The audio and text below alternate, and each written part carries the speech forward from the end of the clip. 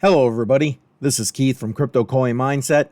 I hope this video finds you well today. And as always, I am here to help you get your mindset on crypto. In particular today, we're going to be talking about the difference and comparison of cryptocurrency versus the banking system. Now, this is a hot topic these days, mostly because, the banking system is literally falling apart. We've seen how many banks collapse, and we'll give a quick review of that shortly. But in particular, we're going to peruse an article that I put on my website, CryptoCoinMindset.com, back in September of last year. In that article, I talk about the differences between cryptocurrency and banks, the pros and cons. And we're going to go through that right after we take a look at the current banking system and what is going on.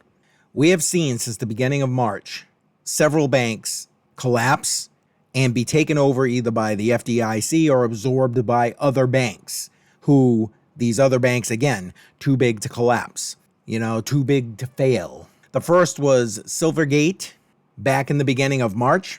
We had Silicon Valley Bank. These two in particular were very crypto friendly, and SVB very tech friendly. Then they claim that this contagion, I hate that word, frankly, in the banking system here in the US, which is showing so many cracks, then spread over to Credit Suisse.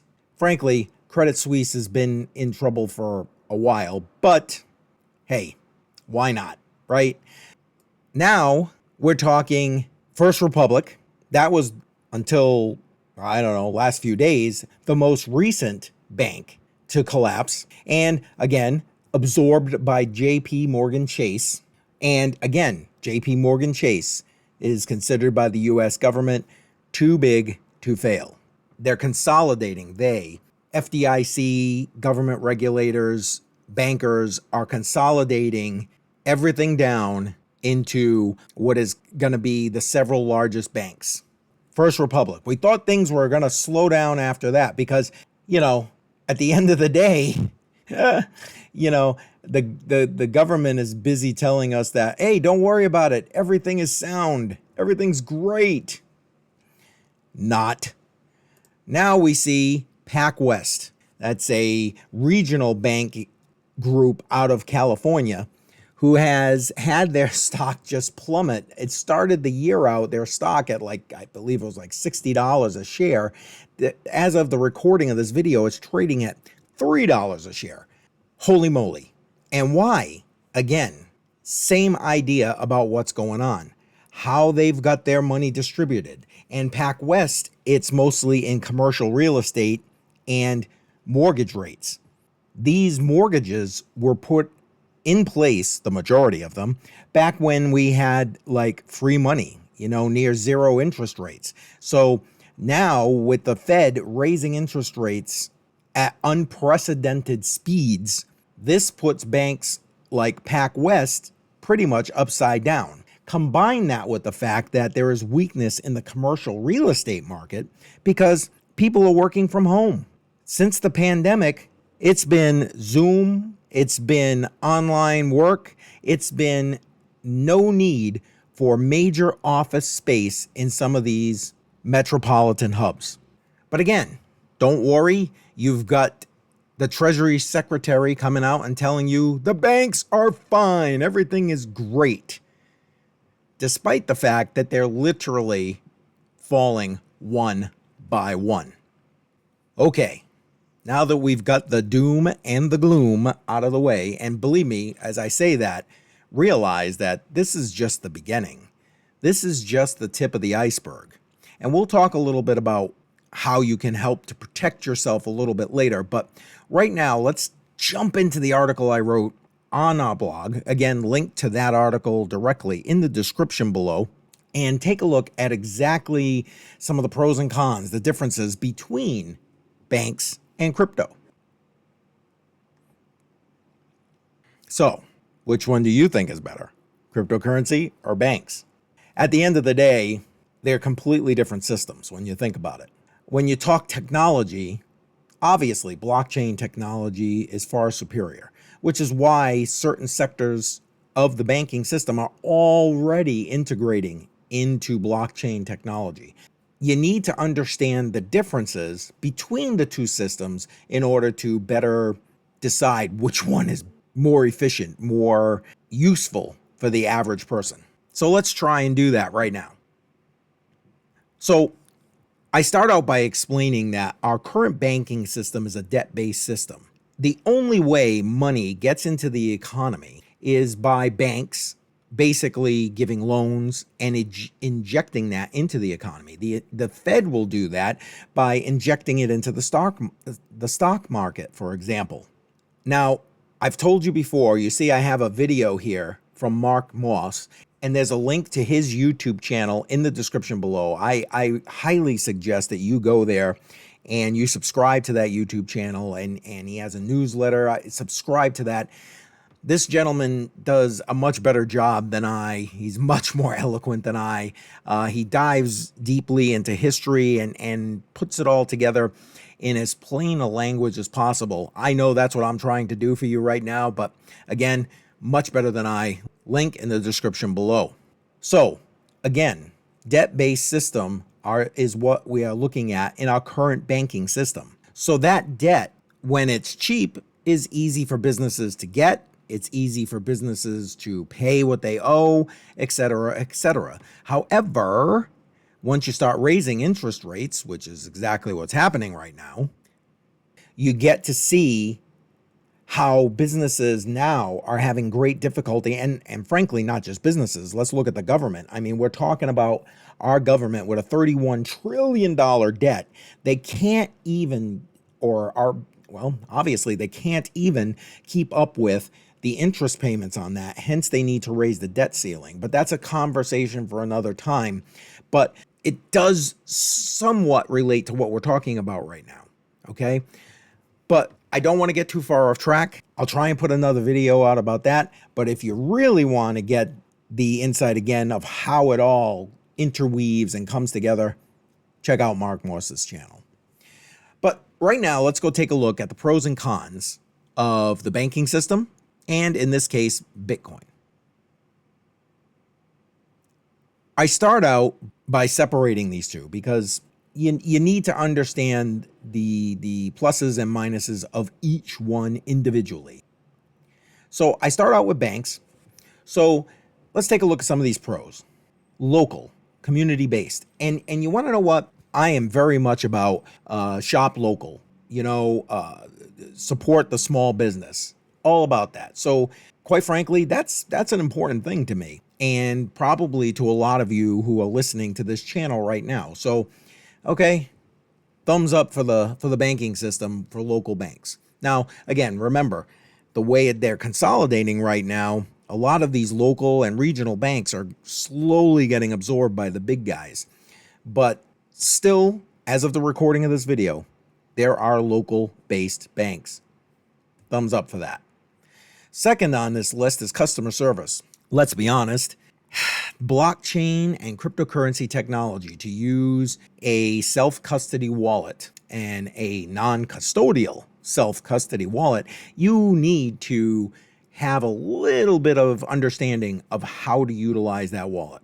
I mean, the wallets are getting better, the interfaces are getting easier to use, and a lot of that is kind of slowly dissipating, but there is still a learning curve. Matter of fact, if you want to know more about cryptocurrency wallets, I have all kinds of information on my website.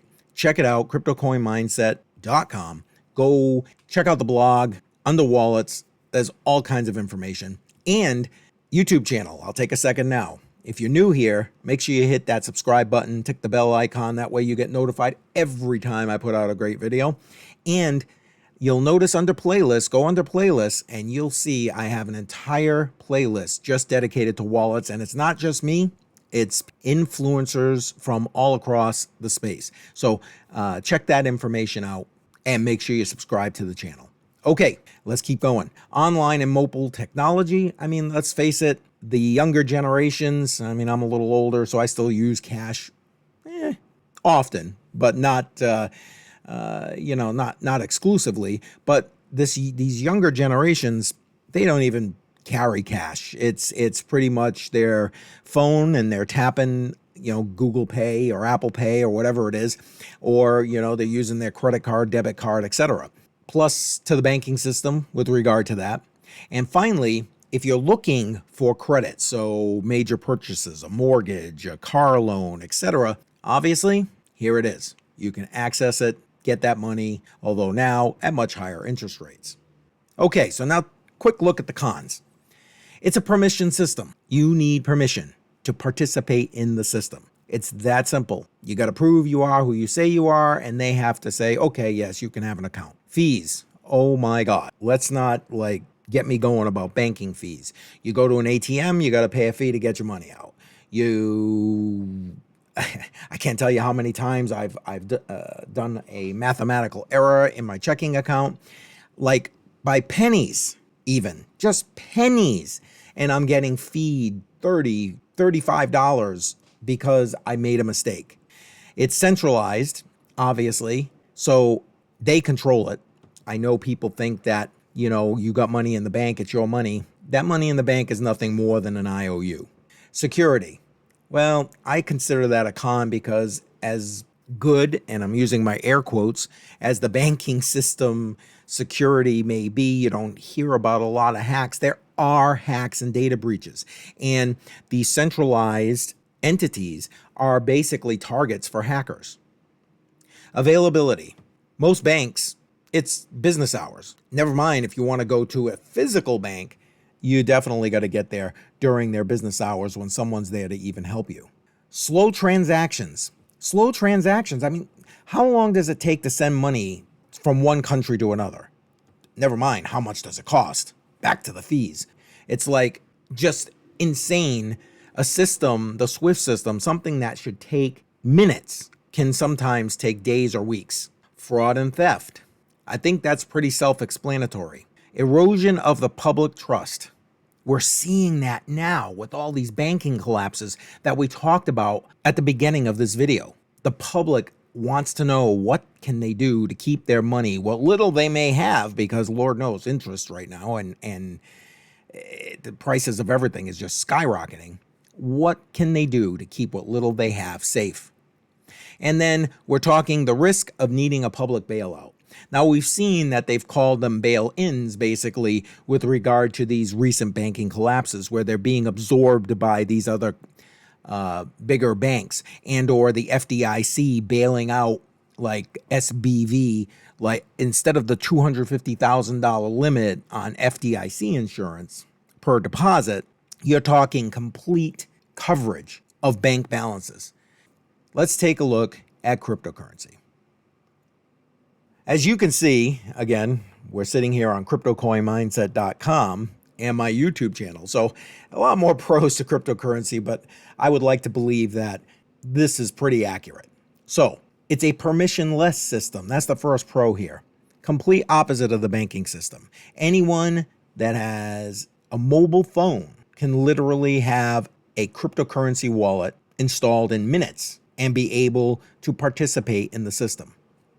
High security, so highly secure. Now, we're talking about the blockchain here. We're using blockchain technology, and a properly constructed blockchain and secured blockchain is pretty much unhackable. Now, we're going to talk a little bit more about your security when you're doing cryptocurrency and dealing with cryptocurrency transactions a little bit later. You still have to take your own personal security measures. But again, I'm trying to stay on track here. So let's keep going. Decentralized. So it's controlled by everybody. And again, in these open systems like Bitcoin, you can literally go online, go to a block explorer, and see every transaction you need to see. Trustless. There is no need for a bank. You are the bank. You control who you send your money to, why you send it to them. Nobody needs to know. Nobody can tell you can't. Instant remittances. So even if you were using Bitcoin Core to move money from point A to point B, one wallet to another, you're still getting transactions that are inordinately faster than you do within the traditional banking system. No governmental control. Again, I think it speaks for itself. limited opportunity for fraud and theft. Now, some people might argue with me on this, saying that, cryptocurrency is the Wild West. People are getting scammed left and right. There's hacks everywhere. And in essence, you're not wrong. However, or most of those instances are people being scammed just like they would be out of their information on their bank account, etc. The system itself, in my opinion, is much more secure from this kind of thing. As far as hacks are concerned, you'll note that a lot of the hacks, there's not a hack of blockchains. It's usually a hack of a cryptocurrency exchange, that's a centralized exchange in a lot of cases, or perhaps a bridge between two blockchains, so moving crypto from one blockchain to another. There's an increasing DeFi option. So, a lot of times you go to the bank, what are you doing? You're looking for 401k perhaps, or some other kind of CD or other investment that you can utilize to help grow your money. DeFi allows you to do all of that yourself. Obviously, it's online and mobile. Makes sense. And here's one that's, I've got it at the end, but it's kind of important. You have 24/7 access to cryptocurrency. End of story. It's a 24/7 market. This isn't the banking system. It doesn't close. All right, let's take a quick look at the cons here. We're getting long in this video and I want to move it along. Obviously, price volatility. I don't think I need to go into a lot of that. If you've been around the space for a while, we have some major drawbacks in the cryptocurrency space as far as price is concerned. And of course, it requires a specialized wallet. So again, learning curve to be able to secure your cryptocurrency, your private keys, and be able to move cryptocurrency as you need to do so. At the end of the day, does this make crypto more secure than banks? Honestly, short answer as far as I'm concerned is yes. Obviously, there's a lot of possibilities as to the extent of that security. And if you go to the article here that I've written, again, link is in the description below, I send you to other information to help to give you a broader understanding of that. But this is where I'm talking about additional security. When you're operating online in general, but especially when you're dealing with cryptocurrency, you should make sure that you have your own security in place. You should be using a VPN, for example. Make sure you're using secure passwords. Make sure that you have virus protection on your laptop or desktop or phone. Another section that I thought was important, especially with the way we've seen things going these days, does crypto help you to be safe from illegal searches? And I highlight here about the Biden administration, how they've been weaponizing money, first off, and second off, and their attempt to get information from your bank account for any transaction that's over $600. Why? Again, this could be a video all into itself. Why do you need to know what I'm doing with my money? If it's going to some illegal place, the banking system has entire compliance departments that do nothing but monitor this. It just boggles the mind that they want to invade our privacy in this way. Now, in 2022, we had the Inflation Reduction Act. I love the way they name these bills and laws in the government.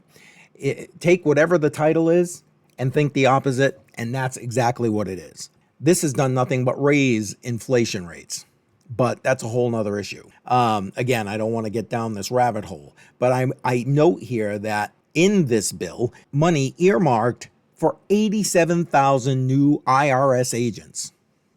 Why do you think that is? I mean, think about it. They want to know everything going on in your account.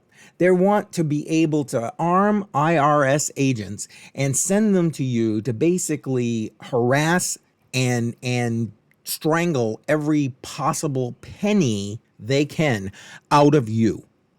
So what do you do in the meantime? As far as I'm concerned, you opt out of the system. But again, we'll get into that a little bit at the end when we talk about protecting your money. So will cryptocurrency replace banks? Again, I think the short answer is yes. Now, what form that takes, on the other hand, or combination of forms that takes is again a discussion for another video. CBDCs are already coming. They're going to try and liken them to cryptocurrency, and they're the absolute antithesis of cryptocurrency.